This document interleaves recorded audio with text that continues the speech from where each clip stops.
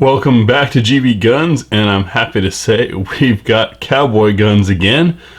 The Evil Roy from Cimarron is what we'll be taking a look at next.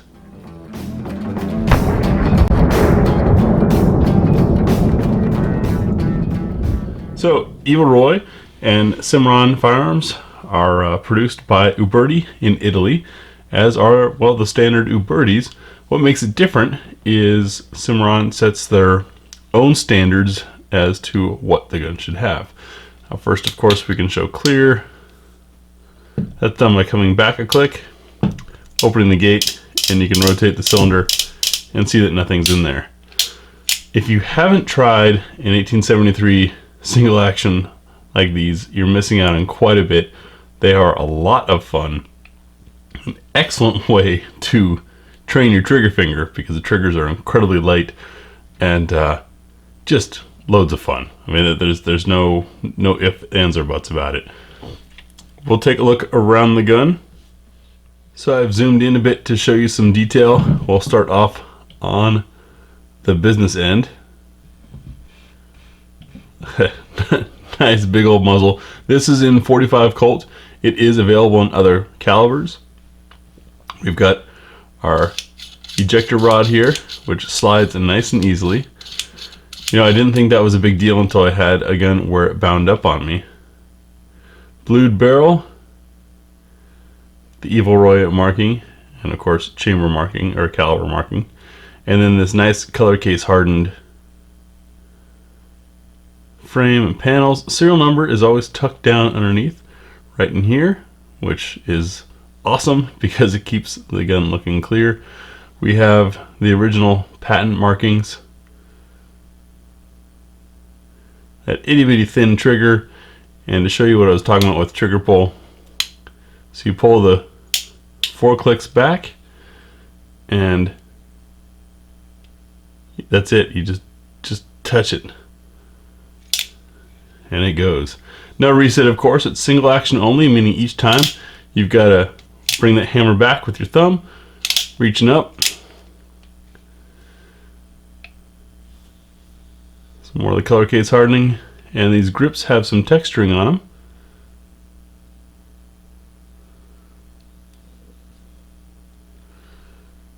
Give you an idea of fit and finish. Look how nice and tightly the loading gate fits. This edge here is a bit sharp, but I don't think it's a big deal. Let's take a look at cylinder lockup. Once the hammer's all the way back, not getting much movement at all. To field strip these things, when we come back to that free turning spot, I always flip open the gate and you depress here, this button, and pull this rod out, and now your cylinder can come out. And that's really all there is to it for cleaning these things up. Now, I have had this out to the range already, I admit. Why? Because, well, I love shooting these things. It's loads of fun. You might be wondering what's different about the Evil Roy in comparison to a standard Uberti 1873 single action. And to demonstrate that, I have one of my own here with me. Get this reassembled. Get the cylinder back in there. Put that rod. Depress this to allow it in. And then I always have to kind of wiggle a little bit to find the home. And then we can check. There is a safety on this that prevents it from firing whatsoever, and that's what happens when this rod is pushed in too far. You see, now the hammer is allowed to go home, whereas if I push this in one more notch, the hammer won't go home. So sometimes they call it the shipping safety. So if you receive one of these and it's not functioning out of the gate,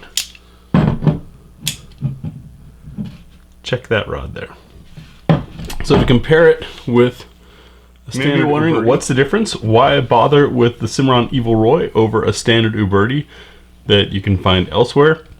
So I have my own standard Uberti here for a side-by-side comparison. Of course, visually, you can see that Evil Roy is tagged on the barrel here, not on the standard Uberti. It's where they have one of the original Colt style markings. The hammer is stainless versus the color case hardened, and got smooth grips on the original, checkered on the Cimarron, and those checkerings make a significant difference in ease and speed of handling. Makes a huge difference. Just imagine if your modern handgun were smooth-sided, trying to grab it and maneuver it, and then add the extra woomph push of 45 Colt on there. Another difference I noticed right away in doing a side-by-side is the hammer on the standard is very stiff.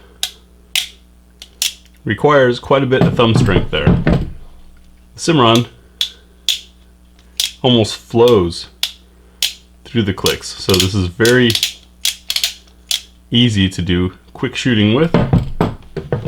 Standard, yes, you can still do it, but it's a lot heavier. So for the folks doing cowboy action shooting, or for folks who like to go out and just have fun, the Cimarron, of course, is going to be a better shooter. Now, speaking of shooting, we'll get this out to the range for a range review.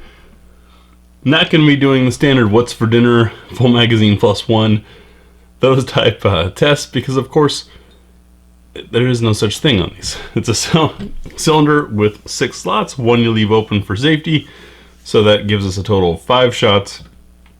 We know it's going to function anything in the right chamber, 45 Colt. Now what can make a difference is if you get your hands on some fun ammunition like this Black Hills. This is, as you can see, authentic era type packaging, but the Black Hills smokeless is actually a little extra smoky, which makes it loads of fun. There's the cartridge there. So you get that nice poof, very similar to when these were black powder rounds back in the day. Have that out, and of course do my 5 shots from 7 yards and try to have some fun with it. The sights on these things are quite an experience. This gutter here is your rear sight. You look down that at the front blade. Of course, see if I can get the camera to cooperate with us here.